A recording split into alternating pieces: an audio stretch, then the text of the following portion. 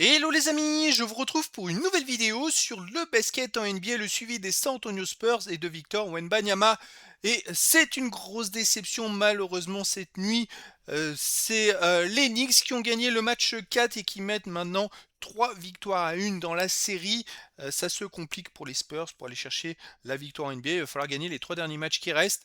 Une victoire des Knicks, les amis, miraculeuse. C'est pas une blague. Je n'ai jamais vu ça. Les Spurs menaient de 29 points à la mi-temps et ils se sont écroulés en deuxième mi-temps avec une dernière minute catastrophique pour les Spurs qui ont commis des pertes de ballon, des erreurs inhabituelles, la jeunesse, le stress, qui encaisse un panier à 1 seconde 2 de la fin, le panier de la victoire des Knicks, sur une claquette miraculeuse du bout du doigt d'un joueur de Knicks qui saute, ça lui tape la main. Bah, c'est miraculeux, c'est un peu, je sais pas si vous avez déjà essayé de taper dans un ballon de baudruche qui vole et vous tapez, ça part n'importe où. Et là, ça part et ça va dans le cercle. C'est hallucinant ce qui s'est passé. Bon, on va quand même faire une vidéo de débrief. Wemby, c'est 24 points, 8 rebonds, une passe, 3 comptes, 0 interception. Des stats un peu moins bien que d'habitude, quoique sa présence sur le terrain a été quand même vraiment importante. Il a beaucoup joué pratiquement tout le match, hein. Je crois 44 minutes, on va le voir un peu plus loin. Alors, on va revenir sur les stats des équipes et des joueurs, sur les stats de Wemby en détail sur ce match, sur ses moyennes, sur ses stats pardon, dans l'histoire de la NBA en playoff, dans l'histoire des Spurs en playoff, et on terminera par le petit focus du prochain match où on va garder un petit espoir. Mais là, psychologiquement, je sais que au tour précédent, les Knicks étaient menés de 25 points à la maison dans le dernier quart-temps contre Cleveland, et ensuite ils ont renversé le match, ils ont gagné, et après ils ont mis 4-0. Dans la série, ça a détruit Cleveland psychologiquement. Là, je ne sais pas comment ils peuvent se remettre d'un truc pareil. Ça doit être très dur, vraiment très très dur.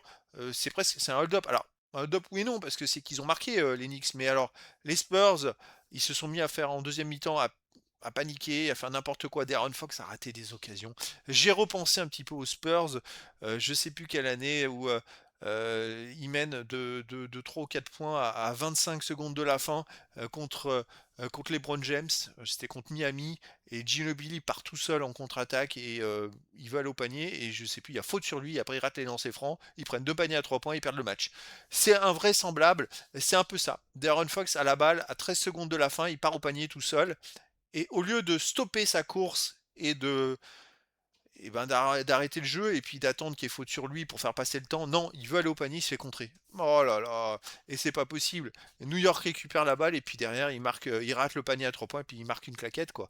C'est vraiment très frustrant parce que si Darren Fox, ils avaient attendu qu'il y ait faute sur lui, il aurait eu 2 lancers francs. Imaginons il marque les deux, il y a 3 points d'avance, les Spurs ils gagnent le match.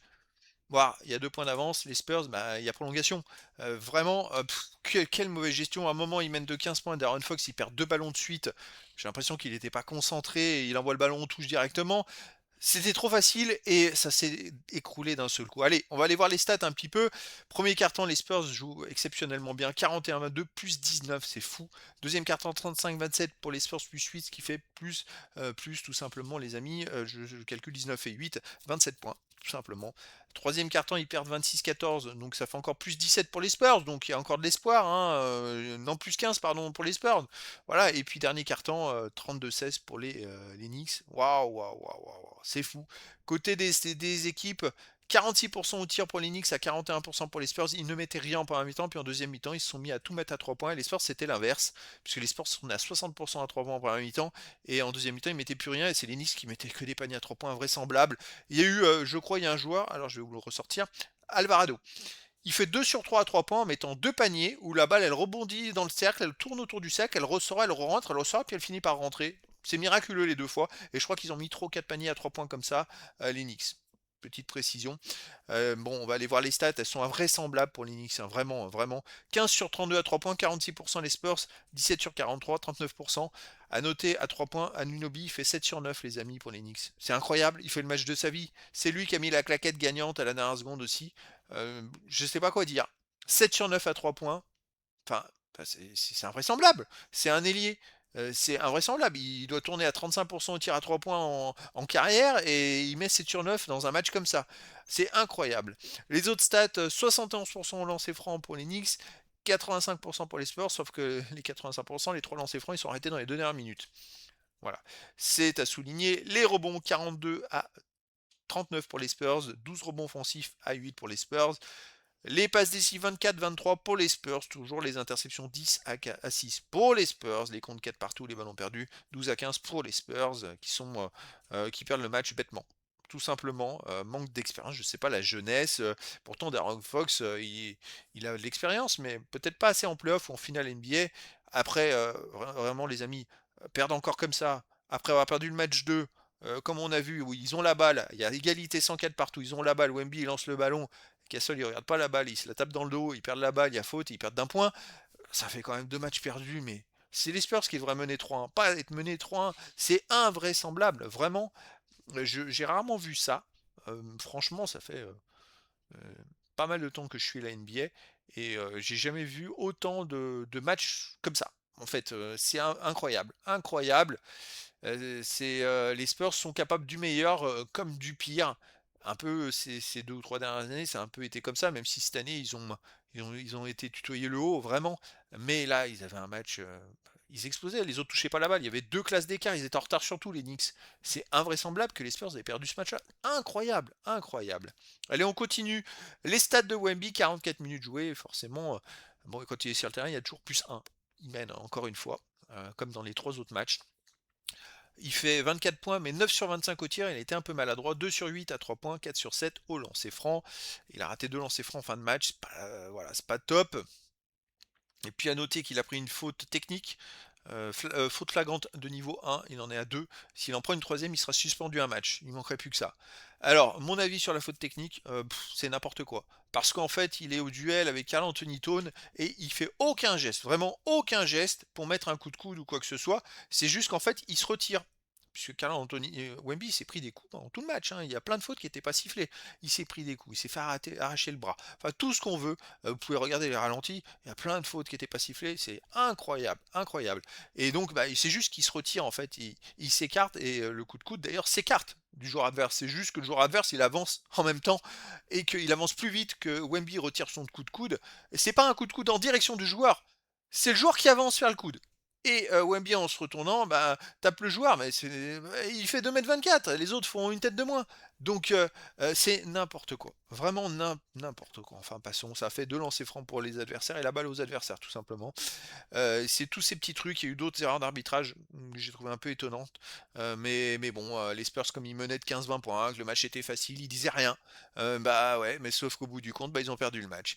Alors les autres stats, Wemby 13 rebonds, il fait, pardon, 13 rebonds au total, faut inverser, hein. 5 rebonds offensifs, 8 défensifs, une passe décisive, pas d'interception, 3 contre, aucun ballon perdu, une faute, plus 1 quand il est sur le terrain. Je pense qu'il y a plus de contre que 3, ils n'ont pas été sympas parce que moi j'ai vu des ralentis où il allait contrer et que ça touchait le bout des doigts et que ça rentrait pas les tirs derrière. Et pour moi il y en a moins 5 ou 6 et je sais pas, est-ce que le compte il faut qu'il soit vraiment de la main flagrant, mais quand c'est du bout des doigts et que ça dévie la balle et que la balle rentre pas, ben pour moi c'est contre aussi, bon bah c'est comme ça.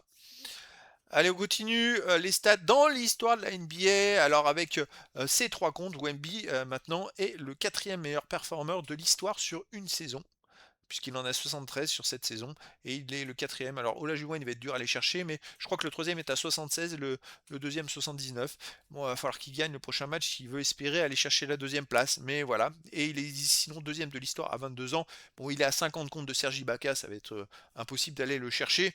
Et puis sinon, bah, maintenant, lancé franc marqué, il est 18e de l'histoire, 24e aux 3 points tentés, aux 3 points marqués, 26e aux 3 points tentés. Il est aussi 23e au lancer franc tenté, 21e rebond défensif, 24e au total rebond. Il est dans les 30 dans beaucoup de statistiques, 24e au point marqué. Ah, j'ai pas regardé sur 505 points, je peux presque vous le dire en direct, mais vu qu'il a marqué 505 points à 22 ans, à 22 ans pour ça, sur une année, une saison de NBA de playoff, c'est quand même pas mal. Je vais aller vous dire ça tout de suite parce que je trouve que 505. Alors il est peut-être pas dans le top parce que bon, on a du Kobe Bryant. Le meilleur c'est Michael Jordan avec 759 points en une saison de playoff. Après il y a du LeBron James, Kawhi Leonard, enfin bref. Mais avec cette performance, il est 83e meilleur performeur de l'histoire de la NBA en playoff, avec le nombre de points marqués. Et puis là, ça peut encore augmenter, parce que par exemple, il est qu'à 15 points de la 72e place, donc ça peut aller très vite. Pour peu que les Spurs gagnent un match et qu'il y a un autre match, il peut aller chercher une place dans les 50 de l'histoire de la NBA, les amis. C'est quand même exceptionnel. Franchement, sur une saison, hein, je précise. Alors après, j'irai voir à ce moment-là s'il est dans les années 50, s'il n'y a pas d'autres statistiques où il se rapproche comme ça, puisque effectivement, ils ont joué 21 matchs.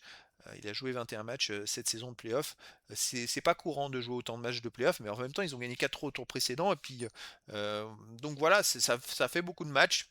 Alors je regarde les autres statistiques. À 23 ans, les amis, il est 7e meilleur contreur de l'histoire de la NBA.